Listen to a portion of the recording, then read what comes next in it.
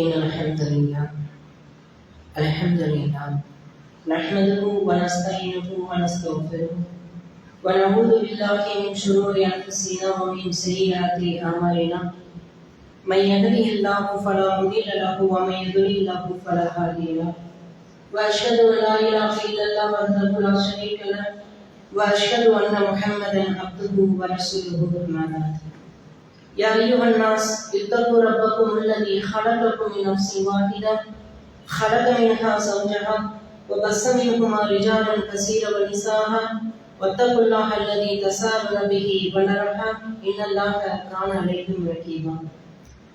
ஆகுத என்ற ஒரு சொல்லிக் கொண்டு இந்த பிரபஞ்சத்தையும் கோடான கோடி ஜீவராசிகளையும் படைத்து வளர்த்து பரிபாலித்து வரும் எல்லாம் அல்ல அல்லாஹ்வை புகழ்ந்தவனாகும். வார்த்தைகளே சிறந்தது அல்லாஹ்வுடைய வார்த்தை திருமறை குர்ஆன் என்றும், வழிகாட்டுதல்களே சிறந்தது நபிகள் நாயகம் ஸல்லல்லாஹு அலைஹி வஸல்லம் அவர்களுடைய வழிகாட்டுதலாகும். இவை இரண்டும் தவிர்த்து இந்த மார்க்கத்தில் புதிதாக ஏற்படுத்தப்படும் ஒவ்வொரு வணக்க வழிபாடுகளும் சடங்கு சம்பிரதாயங்களும் பிதஅத் எனும் அனாச்சாரமாகும். யாரெல்லாம் அதை பின்பற்றுகிறார்களோ அது அவர்களை நரகிலே கொண்டு போய் சேர்க்கும் என்ற அண்ணன் பெருமானாரின் எச்சரிக்கையை நினைவு கூர்ந்தவனாகவும், எல்லாம் அல்ல அல்லாஹ்வுடைய அன்பும் அருளும் கருணையும் நம்மை எல்லாம் நேரடிப்படுத்த வந்த நபிகள் நாயகம் ஸல்லல்லாஹு அலைஹி வஸல்லம் அவர்கள் மீதும் அவர்களுடைய குடும்பத்தினரின் மீதும் அவர்களை தன்னால் இயன்ற அளவு அப்படியே பின்பற்றி வாழ்ந்த அத்துணை மக்களின் மீதும், குறிப்பாக இந்த ஜும்மாவுடைய கடமையை நிறைவேற்றுவதற்காக இங்கு வந்து அமர்ந்திருக்கக்கூடிய நம் அனைவரின் மீதும் என்றென்றும் நின்று நிலவட்டுமாக என்று பிரார்த்தனை செய்தவனாக என்னுடைய உரையை ஆரம்பம் செய்கிறேன். இந்த உலகத்தில் வாழக்கூடிய எல்லா மனிதர்களுக்குமே ஏதேனும் ஒரு ஆசைகள் இருக்கும். ஒவ்வொரு விதமான ஆசைகள் ஒவ்வொரு மனிதனுக்கும் இருக்கும். அப்படி மனிதனுக்கு இருக்கக்கூடிய ஆசைகளே மிக மோசமான ஒரு ஆசை என்னவென்று சொன்னால், புகழப்பட வேண்டும், தான் புகழப்பட வேண்டும் என்ற அந்த புகழ் போதை. மற்ற போதைகளை விட இந்த புகழ் போதை என்பது மனிதனை எந்த நிலைக்கும் இறங்கி வரக்கூடிய அளவிற்கு அவனுடைய புகழுக்கு இழப்பு இருக்கக்கூடிய அளவுக்கு கூட வந்துடும். தன்னுடைய புகழை காப்பாற்றிக் கொள்வதற்காக எந்த நிலைக்கும் கூட மனிதர்கள் செல்லக்கூடிய அளவிற்கு இந்த புகழ் போதை மனிதனை ஆட்டி வைக்கிறதை நம்ம பார்க்கிறோம். எல்லாருக்குமே இந்த ஆசை இருக்கும். ஒரு பெரியவர்களாக இருந்தாலும் சரி, பெண்களாக இருந்தாலும் சரி, குழந்தைகளாக இருந்தாலும் சரி, புகழப்பட வேண்டும் என்பதை அவங்க விரும்புவாங்க. ஒரு தடவை சொன்னா போதும், டீ கடையில உங்களை பத்தி தான் பேச்சு, நீங்க இல்லாட்டி அந்த வேலையை நடந்துட்டாங்கல்ல, நீங்க சொன்ன அந்த ஆலோசனைகள் தான் அந்த காரியமே நடந்திருக்கு அப்படின்னு சொல்லிட்டு அவருக்கு தூக்கம் வராது. ஒரே மகிழ்ச்சியா இருக்கும், அதை நினைச்சுட்டே இருப்பார்.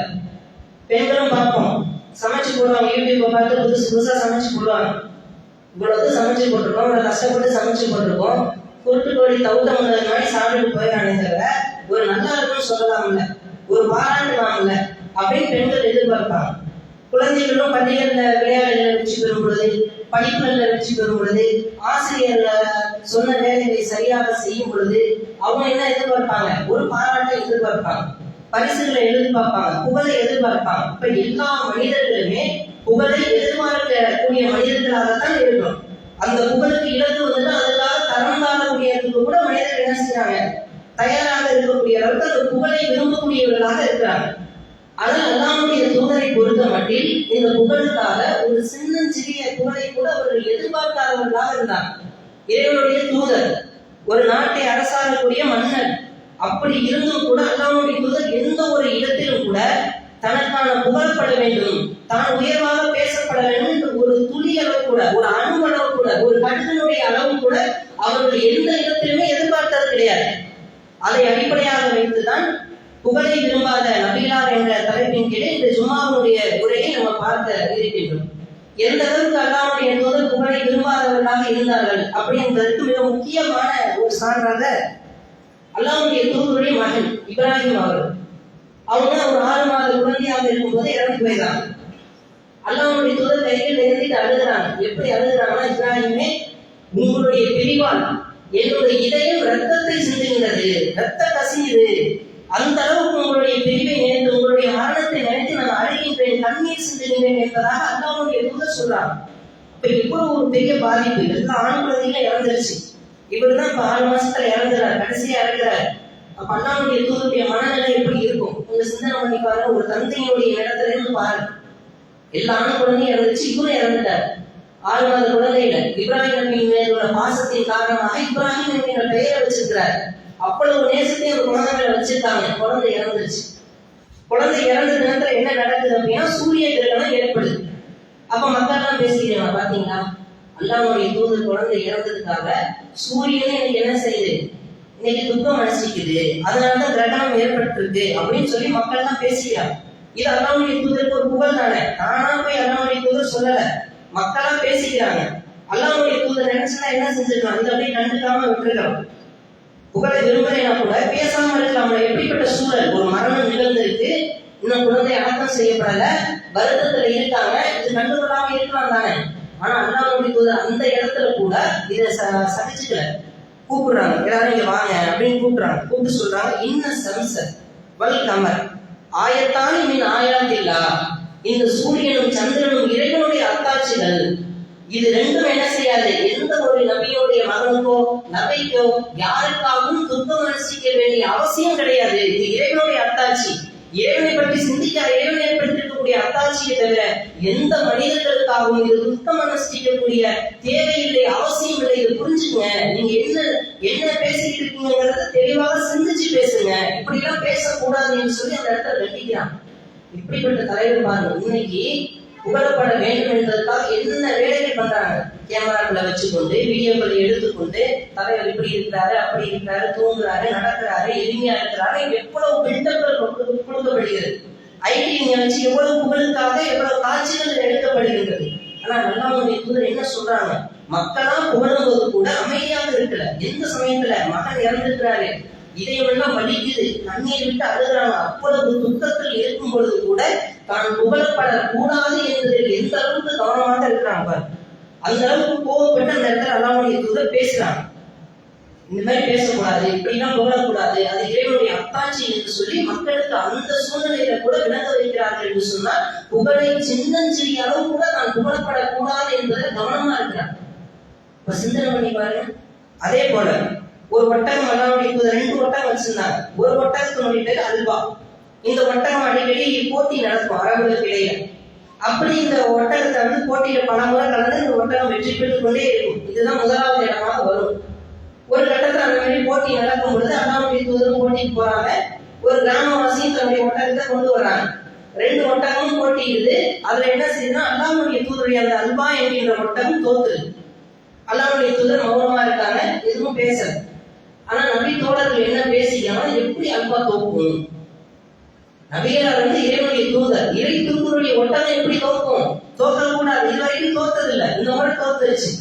அல்லாஹ்வுடைய தூதர் கூப்பிட்டு சொல்றாங்க, அல்லாஹ்வுக்கு ஒரு நியதி இருக்கு. என்ன அந்த நியதினா, எந்த உயர்வான ஒரு பொருளையும் அல்லாஹ் ஒரு கட்டத்துல என்ன செய்வான், தாழ்த்துவான். இது அல்லாஹ்வுடைய நியதி. எல்லா கட்டத்திலையும் உயர்ந்தவர்களாக யாரும் இருக்க முடியாது, உயர்ந்ததாக எந்த பொருளும் இருக்க முடியாது, உயர்ந்ததாக எந்த வியாபாரமும் இருக்க முடியாது. ஒரு நாள் உச்சத்தில் இருந்த வியாபாரம் கீழே விழும், உச்சத்தில் இருந்த மனிதர் கீழே வருவாரு, உச்சத்தில் இருந்த பொருள் கீழே வரும் என்கின்ற வாழ்க்கை தத்துவத்தை இந்த இடத்துல போதிக்கிறான். எனக்கும் தோல்வி வரும், எனக்கும் பலவீனம் வரும், நானும் உங்களை போன்ற சாதாரண மனிதன் தான் என்பதை எல்லாம் வலியுறுத்தி விட்டு, இந்த தோல்வி என்பது எல்லா மனிதருக்கும் இருக்கும், எல்லா நேரமும் வெற்றியை பெற்றுக்கொண்டே இருக்க முடியாது, தோல்வி என்பதும் இருக்கும். அந்த தோல்வியை நாம் ஏற்றுக்கொள்ளத்தான் வேண்டும் என்கின்ற ஒரு மிகப்பெரிய வாழ்க்கை பாடத்தை அந்த இடத்துல கத்துக்கிறான்.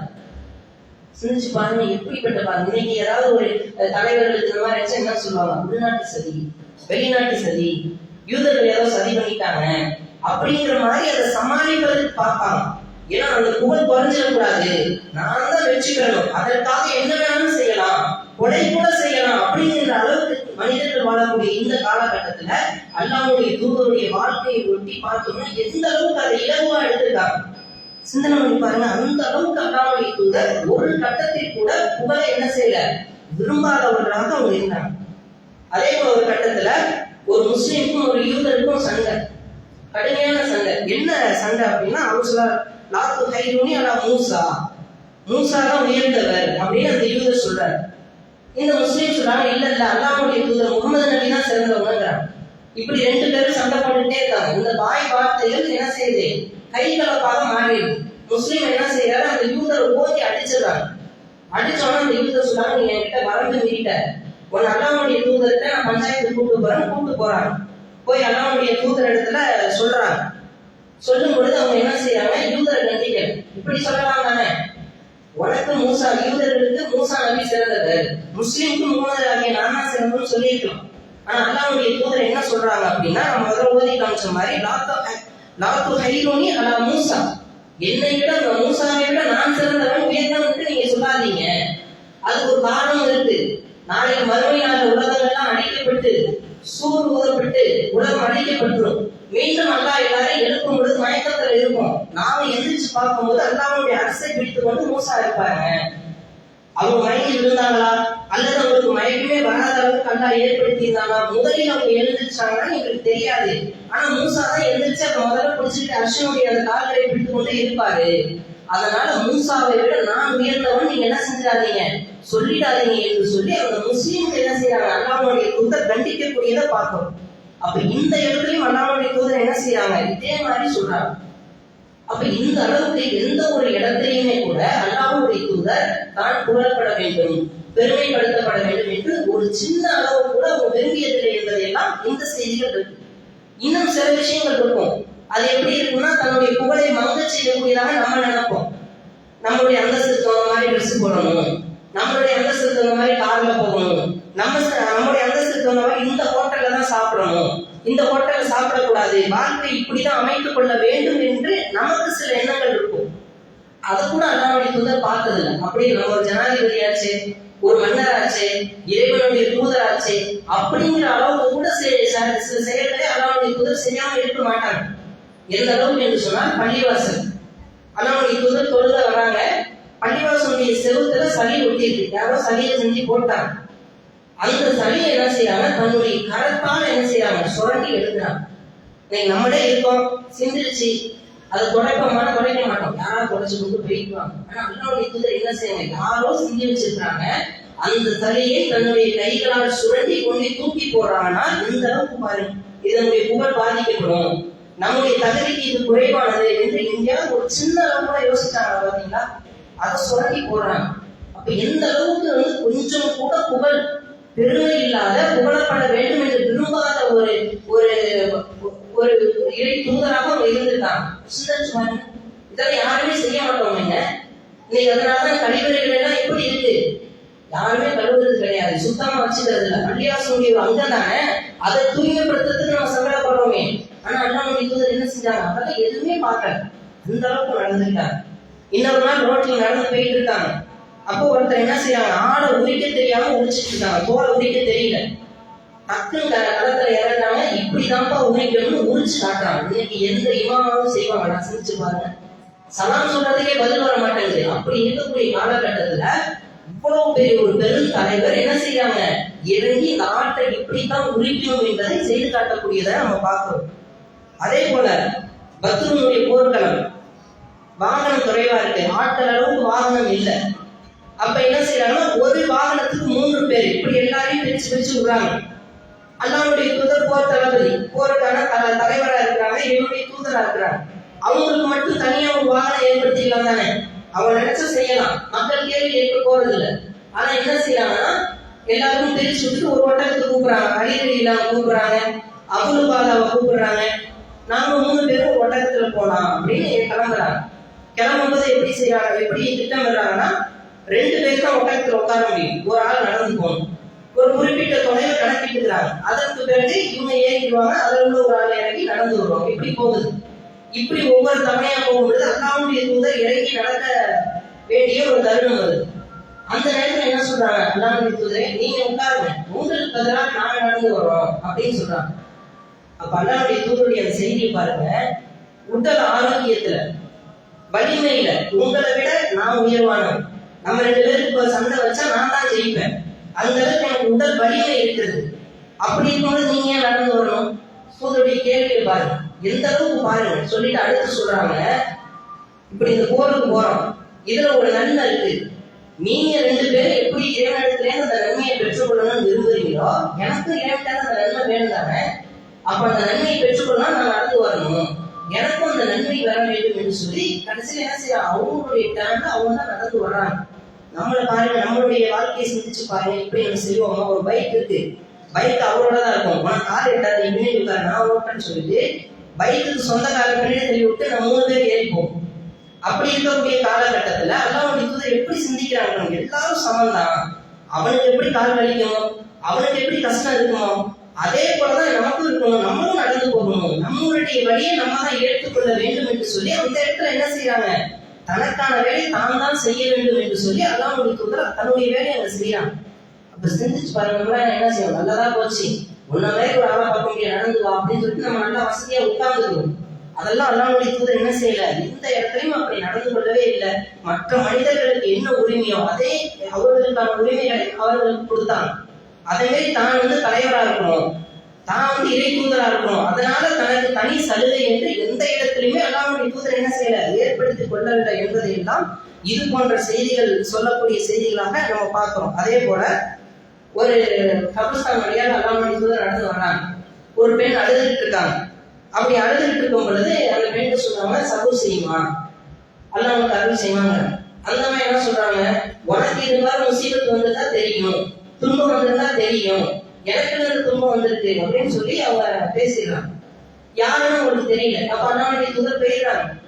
போகும்போது ஒருத்தவங்க சொல்றாங்க, யார்கிட்ட பேசணும் தெரியுமா? அவங்க தான் இறை தூதர் அப்படின்னு சொல்லும் பொழுது வீட்டுக்கு வராங்க. வீடு எப்படி இருக்குன்னா எந்த விதமான தவறாலையும் இல்லை. சாதாரணமா ஒரு ஏழைகளுடைய வீட்டுக்கு போனா எப்படி இருக்குமோ அப்படிதான் அல்லாஹ்வுடைய தூதருடைய வீடு இருக்கு. போய் இவங்க பேசுறாங்க, அல்லாஹ்வுடைய தூதர் கூப்பிடுறாங்க, கூப்பிட்டு பேசுறாங்க, தெரியாம பேசிட்டேன், இனிமே நான் பொறுமையா இருக்கிறேன். அப்ப அவங்க சொல்றாங்க, துன்பம் வரக்கூடிய அந்த வேலையில பொறுமையை கொள்வதுதான் சிறந்தது அப்படிங்கிற உபதேசிக்கிறாங்க. அல்லாஹ்வுடைய தூதர் மைண்ட்ல என்ன இல்ல, நான் ஒரு இறை தூதர், ஒரு நாட்டினுடைய ஜனாதிபதி, என்ன போய் இப்படி பேசிட்டீங்கன்னா அந்த இடத்துல அதை மைண்ட் பண்ணவே இல்லை. என்ன போதிக்கிறாங்க? அவங்கள பத்தியே பேசல, பொறுமையை போதிக்கிறாங்க. துன்பம் வரக்கூடிய அந்த முதலாவது வேலையிலே நீ பொறுமையை கையாளணும், அதுதான் சிறந்தது என்று சொல்லி சொல்றாங்களே தவிர தன்னை அவங்க பெண் கோபமாக பேசியதை பற்றியோ, தன்னை புகழாத பற்றியோ, தனக்கு ஏற்படையோ இருக்குதானே, இதை பற்றியோ அல்லாஹ்வுடைய தூதர் எந்த கவலையுமே கொள்ளல. அந்த பொண்ணுக்கு என்ன தேவையோ அந்த உபதேசத்தை மட்டும்தான் சொல்கிறார்கள். சொன்னா இப்படிப்பட்ட தலைவர் புகழை விரும்பி இருக்கிறார்களா, புகழை நேசித்திருக்கிறார்களா? எதுவுமே இல்லை. அப்ப சிந்தனை பண்ணி பாருங்க எப்படி வாழ்ந்திருக்கிறார்கள். அல்லாஹ்வுடைய தூதர் இந்த சம்பவம் சொல்லக்கூடிய செய்தி என்னன்னா, எந்த ஒரு கட்டத்திலையும் அவன் என்ன செய்யறாரு? தான் புகழப்பட வேண்டும் என்பதையோ, புகழ் வார்த்தைகளை கேட்க வேண்டும் என்பதையோ ஒருபோதும் அவங்க அவங்க விரும்பலை என்பதை தெளிவாக புரிஞ்சுக்கணும். இன்ஷா அல்லாஹ் மேற்கொண்ட செய்திகளை 2ஆம் வகைப்பாடு.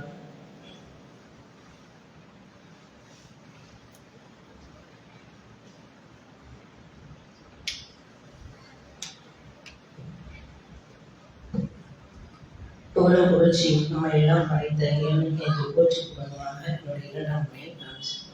முதல் வகையிலே பல செய்திகளை பார்த்தோம். அல்லாஹ்வுடைய தூதர் புகழப்பட வேண்டும் என்பதையோ புகழையோ விரும்பாதவர்களாக அவங்க இருக்காங்க அப்படிங்கிறத நம்ம பார்த்தோம். ஆனா இன்றைக்கு முஸ்லிமுடைய சமுதாயம் எப்படி இருக்காங்க? ஒரு சாதாரண ஒரு புகழ்ச்சியிலேயே அல்லாஹ்வுடைய தூதர் விரும்பல. ஆனா இன்றைக்கு இருக்கக்கூடிய இஸ்லாமிய சமுதாயம் ரபீஉல் அவ்வலுடைய மாதம் வந்துவிட்டால் மௌலித் என்று சொல்லி, மீலாது என்று சொல்லி, எப்படியெல்லாம் சாதாரண புகழை விரும்பாத அல்லாஹ்வுடைய தூதரை வரம்பு மீறி புகழக்கூடியவர்களாக இருக்கிறாங்க. அந்த வரம்பு எந்த அளவுக்கு போகுது அப்படின்னா, எப்படி ஈசா நபியை அவங்களுடைய சமுதாயம் புகழ்கின்றதோ அதற்கு ஈக்குவலாக இந்த சமுதாயம் புகழ். அல்லாஹ்வுடைய தூதர் அதான் சொன்னாங்க, என்னுடைய சகோதரர் ஈசாவை புகழ்ந்தது போல் என்னை நீங்க புகழாதீங்க, வரம்பு மீறி புகழாதீங்க அப்படின்னு அல்லாஹ்வுடைய தூதர் சொன்னாங்க. அந்த செயலுக்கு மாற்றமாக தான் செய்யணும். அவங்க எப்படி செய்யறாங்க? இப்போ மக்கள்கிட்ட போய் கேட்டீங்கன்னா, மௌலித் ஓதுறவங்கள்ட்ட கிறிஸ்தவர்கள் எப்படிப்பட்டவங்க, அவங்க சோனத்திற்குரியவர்கள் கேட்டீங்கன்னா, இல்ல அவங்க காஃபிர் அப்படின்றோம். ஏன் காஃபிர்? அவங்க ஈசா நபியை கடவுளை வணங்குறாங்க அப்படிங்களா, அவங்கள வரம்பு மீறி புகழ்றாங்க அப்படிங்களா. நீங்க என்ன செய்றீங்க? ஈசா நபி அவங்க எப்படி புகழ்றாங்க? கடவுளுடைய மகன் சொல்றது வேற, அதை தூக்கி தனியா வச்சுங்க. வேற என்ன செய்யறாங்க? அவங்க சர்ச்சில் போய் பார்த்தீங்கன்னா எப்படி பிரார்த்தனை பண்ணுவாங்கன்னா, இயேசுவின் பெயரால் உங்களிடம் கேட்கின்றோம், இயேசுவின் பெயரால் இதை உங்களிடம் கேட்கின்றோம் அப்படின்னு கேட்பாங்க. இங்க என்ன செய்யணும்? நபி நாயகத்துடைய ஸல்லல்லாஹு அலைஹி வஸல்லம் அவருடைய பெயரால் நம்ம கேட்கிறோம், நீங்கள் தான் பாவங்களை மன்னிக்கக்கூடியவர், நீங்கள் தான் மலையை இறக்கக்கூடியவர், நீங்கள் தான் குழந்தை பாக்கியத்தை தரக்கூடியவர்கள் என்று சொல்லி வரம்பு மீறி அல்லாஹ்வுடைய இடத்துக்கு அவங்க கொண்டு வராங்க. இப்ப நம்மளை கொண்டு போய் சஹாபாக்களோட சேர்க்க முடியுமா? சஹாபாக்களை கொண்டு போய் நபிமார்களோட சேர்க்க முடியுமா? நபிமார்களை கொண்டு போய் மலக்குமார்களுடைய இடத்துல வைக்க முடியுமா? வைக்க முடியாது. ஒவ்வொருத்தருக்கும் ஒவ்வொரு இது இருக்கிறது. அதற்கு தகுந்தால் போல அவங்க பேசணும், அவங்களுக்கான வகை எல்லாமே இருக்கும். ஆனா இவங்க என்ன செய்யறாங்க, வரம்பு மீறி அல்லாஹ்வுடைய இடத்திற்கு கொண்டு போய் அது ஒரு இணை வைக்கக்கூடிய மாபாதக செயலை செய்யக்கூடியவர்களாக நம்ம மாறி இருக்கிறோமே. இது அல்லாஹ்வுடைய தூதர் விரும்புவாங்க. நீங்க செய்யுங்க, எதுக்காக செய்யுங்க, நோக்கம் என்ன? நோக்கம் நல்ல நோக்கம் தான், அல்லாஹ்வுடைய தூதரை போத வேண்டும் என்ற நல்ல நோக்கம் தான். ஆனா அந்த நோக்கம் அல்லாஹ்வுடைய தூதர் சொல்லி காட்டிய அடிப்படையில் இருக்கிறதா, அந்த அடிப்படையில் நம்ம செயல்படுகிறோம் அப்படின்னு நம்ம பார்க்கணும், சிந்திக்கணும். அல்லாஹ்வுடைய தூதர் எந்த அளவுக்கு சொல்றாங்கன்னா, ஒருத்தவங்க வராங்க, செய்தீங்கன்னா இவனும் செய்தீங்கன்னா தலைவரே தலைவரின் மகனே அப்படின்னு சொல்றாங்க. ரெண்டாவது சொல்றாரு, நீங்க உயர்வானவரே உயர்வானவருடைய மகனேன்றாங்க. அல்லாஹ்வுடைய தூதர் சொல்றாங்க, இந்த மாதிரி வரம்பு மீறி பேசாதீங்க. அல்லாஹ் எனக்கு என்ன கொடுத்திருக்கானோ, என்ன தகுதியை கொடுத்திருக்கானோ அதில் நின்று பேசுங்க. அல்லாஹ் என்ன சொல்றாங்க, அப்துல்லா நான் அல்லாஹ்வுடைய அடிமை, ரெண்டாவது இறைவனுடைய தூதர், அது மட்டும் சொல்லுங்க, வேற எதையும் நீங்க சொல்லாதீங்க, அதற்கு நான் தகுதி இல்லாதவன், அல்லாஹ் எனக்கு கொடுத்த தகுதியை மட்டும் பற்றி பேசுங்கிறான். அதே போல ஒரு சமயத்துல ஒரு போருடைய சமயத்துல ஒரு சின்ன பெண் அவங்க ஒரு தப்பு அடிச்சு கவிதைகளை பாடுறாங்க. எங்களிடத்துல ஒரு நபி வந்திருக்கிறாங்க, அந்த நபி நாளை என்ன நடக்குது என்பதை அறிந்து வைத்திருக்கிறார்கள் என்பதாக அந்த பெண் பேசுறாங்க. உடனே கண்டிக்கிறார். சின்ன பெண் தானே விடல, அந்த இடத்துல கண்டிக்கிறாங்க, நாளை நடப்பதை அல்லாஹ்வை தவிர யாரும் அறிய முடியாது, இந்த வார்த்தையை விட்டுவிட்டு வேறு கவிதைகளை படி என்று சொல்லி அந்த பெண் அந்த குழந்தைகிட்ட சொல்றாங்கன்னா எந்த அளவுக்கு இருந்திருக்காங்க. இதைத்தானே நீங்க பாக்குறாங்க. மௌனத்தில் என்ன இருக்கு, நாளை நடப்பதை அறியக்கூடியவராக நபி இருக்கிறாங்க அப்படின்னு சொல்லி பாடக்கூடியதை பார்க்கிறோம். இதுதான் நேசமா? நேசம்னா என்ன? நேசம்னா அவங்களுக்கு பிடித்ததை செய்யணும், பிடிக்காததை செய்யக்கூடாது. ஒரு குழந்தைய நேசிக்கிற என்ன செய்யணும், அந்த குழந்தைக்கு பிடிச்சதெல்லாம் செய்யும். அந்த மாதிரிதான் அல்லாஹ்வுடைய தூதரை நம்ம உண்மையிலே நேசிக்கிறோம்னா அவங்க இன்னும் ஆசைப்பட்டாங்க, எதை தடுத்தாங்க, அதற்குள்ள நம்ம வாழணும். அப்படிப்பட்ட ஒரு செயல்பாடு தான் உண்மையான நேசம். அந்த நேசம் நம்மகிட்ட இருக்கா? அல்லாஹ்வுடைய தூதர் எதை எதிர்பார்த்தார்கள்? சிற்கில்லாத இஸ்லாமிய சமுதாயம், மது போதை இல்லாத இஸ்லாமிய சமுதாயம், வரதட்சணை இல்லாத திருமணங்கள், இதே போன்று எவ்வளவு விஷயங்கள் இருக்கு. இன்னைக்கு மகளாக்களை எவ்வளவு மார்க்கத்துக்கு முரணான அனாச்சாரங்கள் நடக்கிறது. பள்ளிவாசனுடைய அந்த கடைகள்ல மது விற்கப்படுகிறது, சிகரெட் விற்கப்படுகிறது. அதே போல பல போதை பொருட்கள் உருவாக்கினாங்க. சிற்கில்லாத இளைஞர்கள், அல்லாஹ்விற்காக எந்த தியாகத்தையும் செய்யக்கூடிய இளைஞர்கள், அல்லாஹ்விற்காக எவ்வளவு தன் உயிரையே கொடுக்க துணிந்த அந்த சகாபாக்களின் நம்முடைய பகுதிகளிலே போதை பொருட்கள் விற்கப்படுகிறது, கஞ்சா விற்கப்படுகிறது. எவ்வளவு பெண்கள் வழிகேட்டில் போறாங்க, எதையாவது கவனிச்சிருக்கோமா, அக்கறை செலுத்தி இருக்கோமா? அதுதானே நேசம். அதற்கான அல்லாஹ்வுடைய தூதர் விரும்புவாங்க. அந்த நேசத்தை நாம் செலுத்தாமல் இது போன்ற காரியங்களில் ஈடுபடுறோமே, எல்லாமே மார்க்கத்துக்கு முரணானதான். எந்தெந்த நோம்பெல்லாம் வைக்கணுமோ அதெல்லாம் வைக்கிறது கிடையாது. எதெல்லாம் அல்லாஹ்வுடைய தூதர் தடை செய்திருக்காங்களோ அதெல்லாம் வைக்கிறது. தலைகீழாகத்தான் குதிக்க போகிறேங்கிற மாதிரிதான் எல்லா விஷயங்களும் நடக்குது. நீங்க சிந்தனை பண்ணி பாருங்க, இது உண்மையிலே அல்லாஹ்வுடைய நேசத்தை பெற்று தருமா, அவங்களுடைய சிபாரிசை பெற்று தருமா? சரி, அல்லாஹ்வுடைய தூதரை புகழணும், புகழ்றதுக்கு வேற வழியே இல்லையா? நீங்க எல்லாம் அல்லாஹ்வுடைய தூதர் புகழக்கூடாதுன்றீங்க. அல்லாஹ்வுடைய தூதரை புகழ்ந்தாதான் முஸ்லீம், புகழக்கூடாதுன்னு எப்படி முஸ்லீமா இருப்பான்? புகழ்வதற்கு வேற வழியே இல்லையா? எவ்வளவு விஷயங்கள் இருக்கிறது. அல்லாஹ்வுடைய தூதருடைய எளிமை, அவங்களுக்கு நிதான ஒரு தலைவரை இன்றைய உலகத்துல காட்ட முடியுமா? இனி வருங்காலத்துல காட்ட முடியுமா? அவங்களுடைய பண்பை போய் சொல்லுங்க, அவங்களுடைய அகலாத்தை போய் சொல்லுங்க. நற்பண்புகள், சக மனிதர்கள் எப்படி நடந்தாங்க, எப்படி தீண்டாமை காட்டாம இருந்தாங்க, ஒரு சபைக்கு வரக்கூடியவர்கள் எப்படி அணுகிறாங்க, தனக்கு துன்பம் தரக்கூடிய மனிதர்களிடத்தில் எப்படி நடந்து கொண்டாங்க, எளிமையில் அவங்க எப்படி இருந்தாங்க, அரசியல் எப்படி செஞ்சாங்க, ஆன்மீகத்தை எப்படி தூய்மையாக காட்டினார்கள். இதெல்லாம் இருக்குல்லங்க, இதெல்லாம் புகழ் தானே. இந்த புகழை போய் மற்ற மக்களிடத்தில் சொல்லலாம் தானே, அதை செய்ய மாட்டாங்க. இதுதான் உண்மையாக புகழ்வு. எப்படி சில மனிதன் நேசிச்சாங்க சொல்லலாம் தானே. அரசாங்கத்தினுடைய பொருள்ல எவ்வளவு அமானிதத்தை பேணக்கூடியவராக இருந்தாங்க. ஒரு பேரிச்சம்பழம், கடுமையான பசி, ரோட்ல வர்றாங்க நடக்கு, அந்த பேரிச்சம்பழத்தை எடுத்து சாப்பிட போறாங்க ஒரு ஜனாதிபதி. இது சதக்காவுடைய பொருளா இருக்குமோன்னு சொல்லி கொண்டு போய் சதக்காவுடைய பொருளுக்கு போறாங்க. இன்னைக்கு ஒரு அரசியல்வாதியை காட்ட முடியுமா? ஒரு கவுன்சிலரை காட்ட முடியுமா? ஒரு இயக்க தலைவரை காட்ட முடியுமா? எவ்வளவு அமானித பேணுதல். இப்ப சிந்திச்சு பாருங்க, மோசடி, அவ்வளவு மோசடி இன்னைக்கு அரசியல்வாதிகள் இருக்கு. அப்படி எந்த விதமான மோசடித்தனமும் இல்லாமல் தூய்மையான ஒரு அரசியல் செய்து காட்டினார்கள். அதை போய் சொல்லலாம் தானே. தண்ணீர் பிரச்சனை, அதை எப்படி தீர்த்தார்கள்? குடும்ப பிரச்சனை, அதை எப்படி தீர்த்தார்கள்? எவ்வளவோ இருக்குங்க அல்லாஹ்வுடைய தூதரை பற்றி சொல்வதற்கு, புகழ்வதற்கு. அப்படிப்பட்ட புகழ்ச்சியை நாம் புகழ்ந்தோம் என்று சொன்னால் வறுமையில் வெற்றி பெறும்.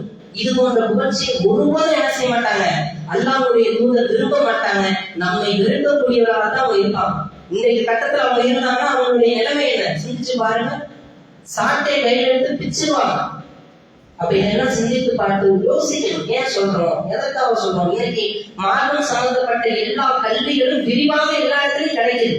எது சகிகி எது நம்மளுக்கு குழப்பமே தேவையில்லை. அந்த அளவுக்கு மார்க்கத்தினுடைய வழிமுறைகளை செய்திகளை கண்டுபிடிப்பதற்கு பல தளங்கள் இருக்குது. அதன் மூலம் சிந்திச்சு பாருங்க, படிச்சு பாருங்க. அல்லாஹ்வுடைய தூதர் என்ன சொன்னாங்க, எப்படி புகழ வேண்டும் சொன்னாங்க, எது மாதிரியான புகழ்களை தடுத்தார்கள் என்பதை இலவாக கிடைக்கும். அப்ப இதையெல்லாம் சிந்தித்து பார்த்து இந்த மௌலிது என்பது நரகிலே கொண்டு சேர்க்கக்கூடிய இணை வைக்கக்கூடிய ஒரு மாபாதக செயல். அதுல ஒருபோது நம்ம என்ன செஞ்சிடக்கூடாது, கலந்துடக்கூடாது. அதையெல்லாம் தவிர்த்து கொண்டு அல்லாஹ்வும் அல்லாஹ்வுடைய தூதரும் சொன்ன அடிப்படை நம்முடைய வாழ்க்கையை அமைத்துக் கொண்டால் மட்டுமே அவர்களை நாம் நேசிப்பதாகவும் அவர்களை புகழ்வதாகவும் அப்படிப்பட்ட ஒரு தூய இஸ்லாமிய வாழ்வை அல்லாஹ் நம் அனைவருக்கும் தந்து வறுமையில் வெற்றி பெற செய்ய வேண்டும் என பிரார்த்தித்தவனாக என்னுடைய உரையை நிறைவு செய்கிறேன். வாயிதான அல்ஹம்துலில்லாஹி ரப்பில் ஆலமீன். அஸ்ஸலாமு அலைக்கும் வரஹ்மத்துல்லாஹி வபரகாத்துஹு.